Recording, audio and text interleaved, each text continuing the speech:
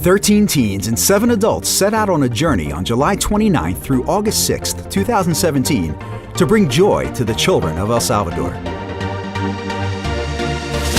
They brought rice and beans and shoes and clothes and roofing over mountains and rivers, through barbed wire fences, to bless them and show them the love of Jesus. We've been going to all these villages to give them food, clothes, and they really had nothing, but they were happy because they had the joy of the Lord in them. And it's really impacted me to just not be so selfish, just to be grateful for what I have and grateful that I have God. I think the number one thing that I really learned was live for the next breath. Live for that moment that God's given you. Yes, they plan for the future and precautions and live wisely, but God has you in that moment. Don't waste it. Make sure that you spend that moment serving Him as much as you possibly can. They went through every trial, every obstacle. There was no complaining. There was no whining. They did everything that was asked of them, and they went from sunup to sundown, and they did it with the heart of Christ. They were filled with the Spirit, and they kept moving forward. You saw that joy as they were handing food out, and they were handing clothes out, and they were holding babies, and they were playing with the young kids at the orphanage. It was just a wonderful thing to see the love of Christ just pouring out through these young kids. They spent hours working in the hot sun and ministering at the orphanage to bring hope to many that Jesus saves. I know that a lot of the time I'm not satisfied with what I have, but I have so much more than they do.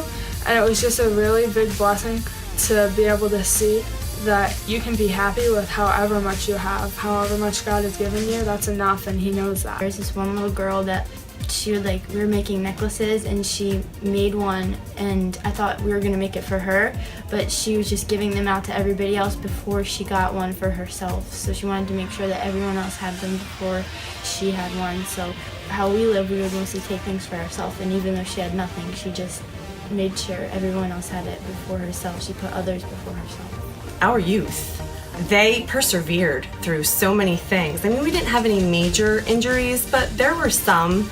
The conditions were rough, and with some encouragement, with prayer, and with their friends around them, they all persevered. They just stepped it up, and they did things that they thought they couldn't do. So I'm looking at all these kids in amazement and so humbled and grateful that I was able to be there with them and watch them grow and just pull together. They played soccer and other games, did dramas, shared testimonies, played music, and struggled through Spanish phrases to show them the joy that is found in knowing Him.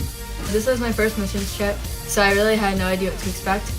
But one thing that impacted me was how happy the kids were with nothing and how content they were.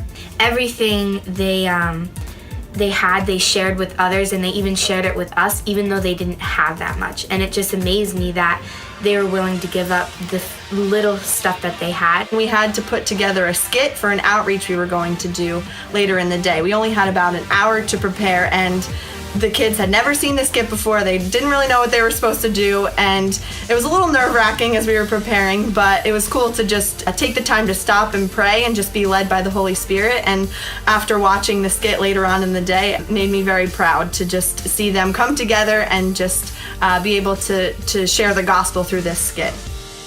It was quite a week of sacrificing our normal comforts of life to come alongside of others who don't have these same comforts and bring them the joy found in Jesus.